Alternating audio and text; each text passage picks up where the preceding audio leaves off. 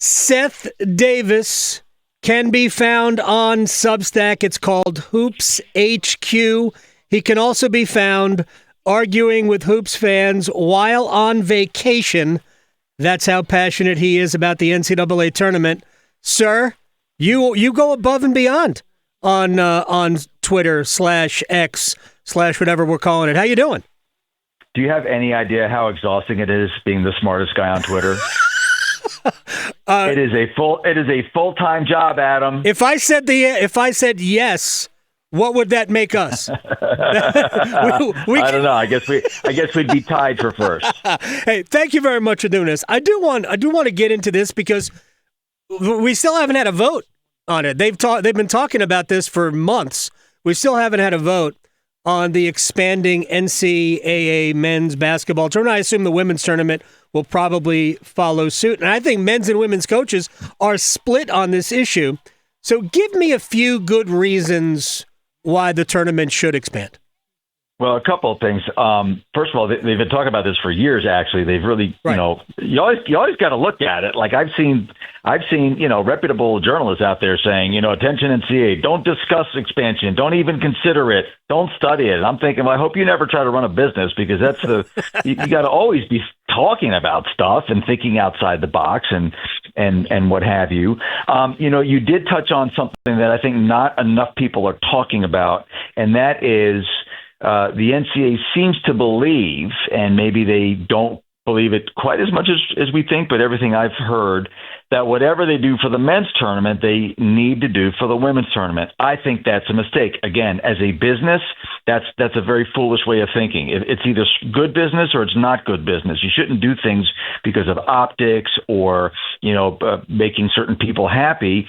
The women's tournament is not ready to expand. I hope my facts aren't totally wrong here, Adam, but I think there's only been like one double-digit seed to win a game in the women's tournament, or maybe it's like a 14 and below. Like they're just not where the men are, right? And that's not a knock on the women. And I think the NCAA should invest and make the women's tournament a better product. But so that's muddying up the math. Like a lot of people are saying, well, they're only doing this for the money. And I'm saying, well, first of all, duh. Right. Like, what's wrong with that? Like, all of a sudden, everybody wants to make more money, but for some reason, college athletic departments in the NCAA are evil if they try to make more money. But second of all, and this is maybe an argument against expansion, but the money is what's holding this thing up. Like if they could make more money by expanding, Adam, they would have done it years ago. Correct. The problem is, every school for every game they play in the tournament gets a big payout for their conference. It's called a unit. So it's like they have a pie. The pie is divided into 68 pieces. If you go from 68 pieces to 76 pieces, the pieces are going to be smaller unless you grow the pie. And no one is going to accept the pieces being smaller. So that is what is holding this up. I don't believe that the tournament needs to be expanded. It doesn't need saving. I think it would be better because, first of all, it would fix the one thing about the tournament that nobody seems to like, and that, I shouldn't say fix, I think improve. No one seems to like, and that's Tuesday and Wednesday. Tell me how many of your listeners love the first four. I actually love the first four. I'm on the desk at True TV watching these games. Some of the best games I've seen are in the first four. That is the tournament. The tournament starts on Thursday. No, it doesn't. The tournament doesn't start on Thursday. The tournament starts on Tuesday and Wednesday. And if you say to me, well, they should go back to 64, you are required to leave the chat because you're an idiot. You're an idiot. Wait a second. I've said that before. 64. I can't be arguably. You can say you don't like right. it, but you can't realistically say that's the fix because no, that's not going to happen. Correct. So if you go to 76, that means instead of 2 games on Tuesday night and 2 on Wednesday that nobody pays attention to and everybody denigrates, you have 6 games on Tuesday, 6 games on Wednesday. Guess what, Adam Gold? That makes your job better those 2 days because you're going to talk about those 2 games. Guess what?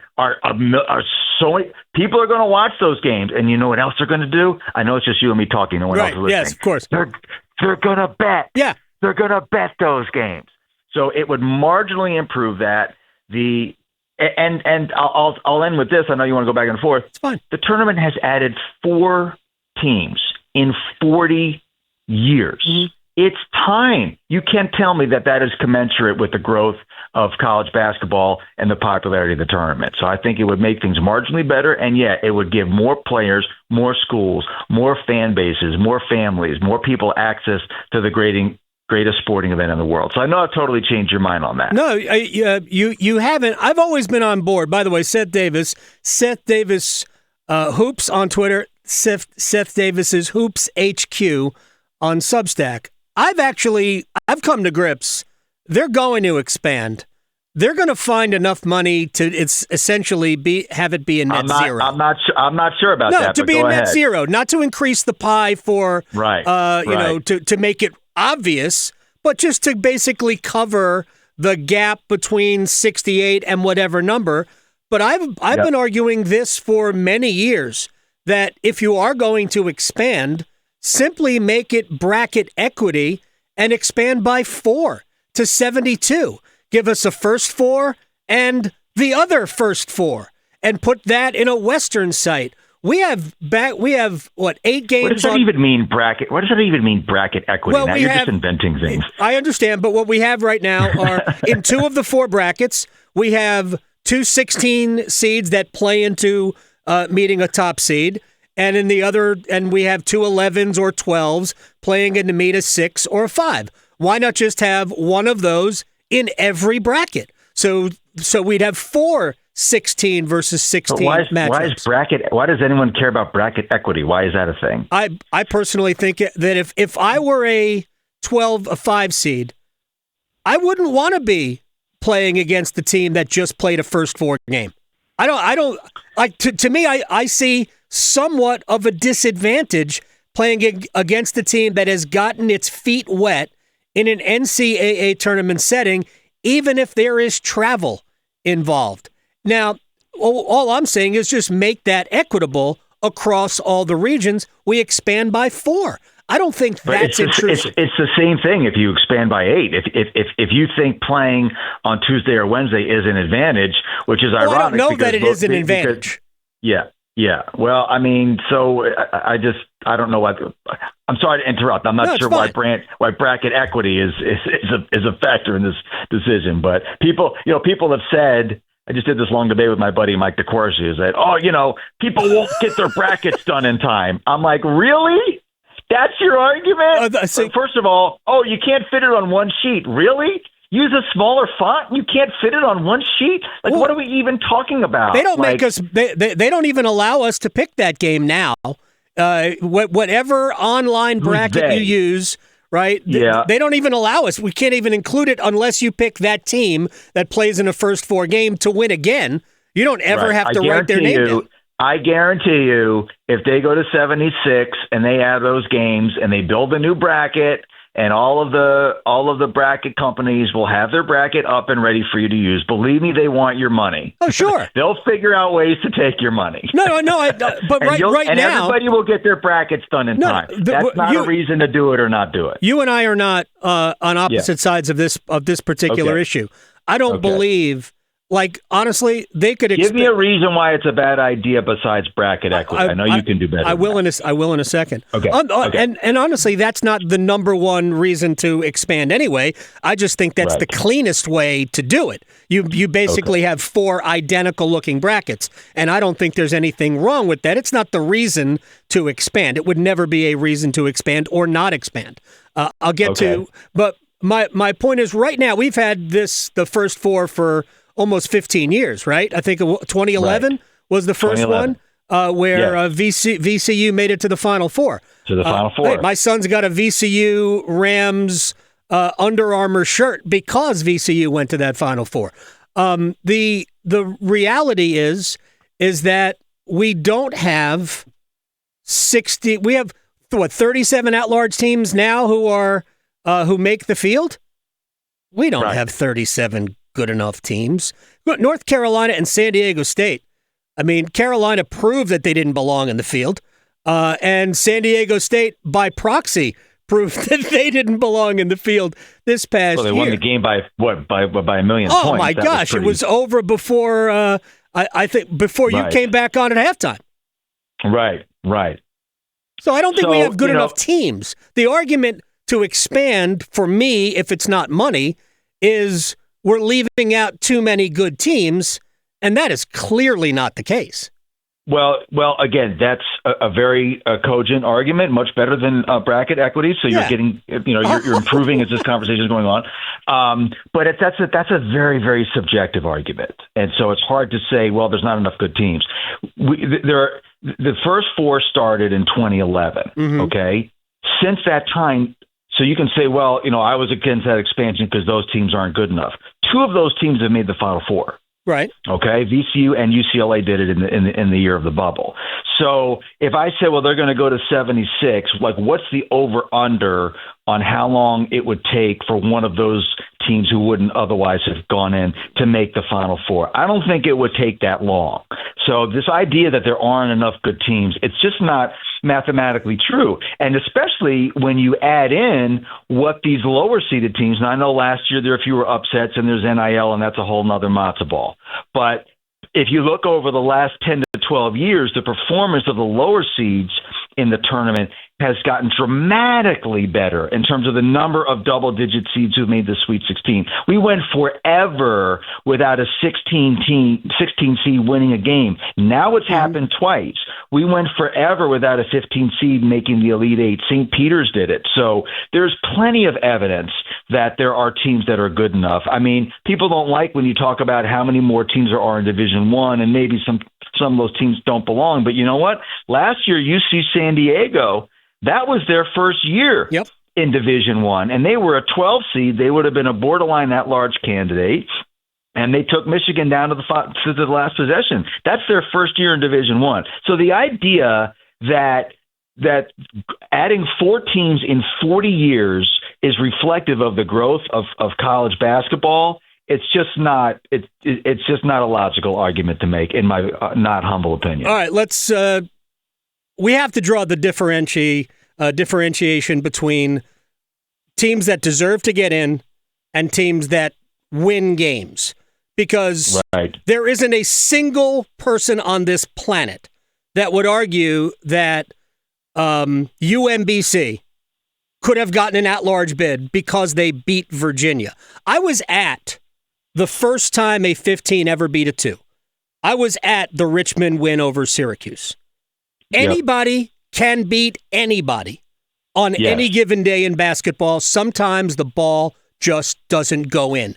It's got the widest variation. Football, this would never happen. Baseball, of course, the baseball, and we're not having that discussion. But it's got the basketball because sometimes the ball just doesn't go in. The sport is prone to that. So I wouldn't use a team from the first 4 getting to the Final Four as the basis where we're leaving out good teams. North Carolina's resume. But now you're talking about winning 5 games as opposed to a one-off miracle where the ball doesn't go in. Even so. If you're getting to the Final Four, that's not a fluke. But you have to prove that you deserve to be in. And you go back deserve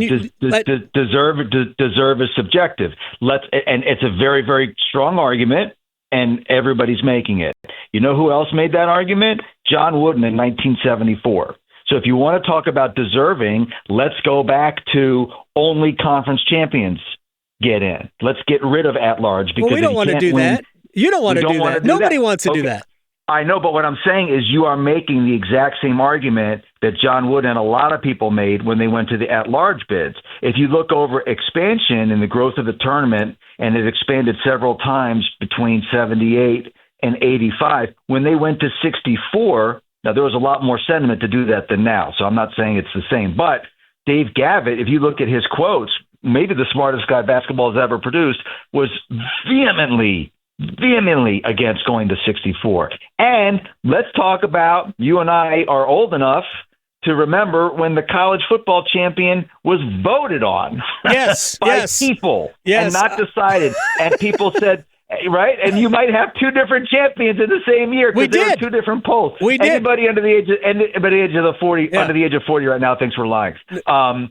But people argued against that and argued expansion. I'm old enough to remember when Major League Baseball had 4 teams in the postseason, and when they said, "Well, let's go to more and let's have a wild card," Bob Costas's head exploded. The oracle of baseball. So, I don't know where people are thinking about the NBA play-in tournament. They did that because they were in the bubble. I love it. I dig it. Yeah. Okay. So it's this. What I don't understand is why people don't notice that the same very intelligent, very logical argument that you are making against expansion about non-deserving and it's going to hurt the ratings and blah. I didn't say it would hurt the ratings. I think the tournament is undamageable. No. I'm sorry. Hurt the regular season. Oh, hurt the regular season. Which, by the way, history shows the opposite is true. Yeah. No, right? I don't think it'll hurt the regular season. I'm a Washington Nationals fan. I'm going to be more interested in the last month of the Major League season. It's never going to happen again in my lifetime. Oh, come on. If the Nationals are in the hunt for a postseason, right? So it adds. These are very good arguments that have been made every single time any sport has tried to expand its postseason. The fans go nuts. We hate it. It's stupid. You're ruining it. And guess what, fans? Y'all are suckers. We're suckers. You're gonna watch. Of course. You're gonna bet. You're gonna drink a beer and watch the games. And everything's going to be okay. I don't know if they're going to do it, but this, like I said, I'm sorry to ramble on you, but no, it's fine. I think I wrote in a recent tweet, it's not so much that I'm pro-expansion, which I am, as I am anti-expansion. I know. I follow you on Twitter, Seth. I get all these. Against it. I know. The reasons are getting so much more ludicrous. Don't even discuss it. Really? Did you just say that? So it's just kind of, you're going to ruin the greatest.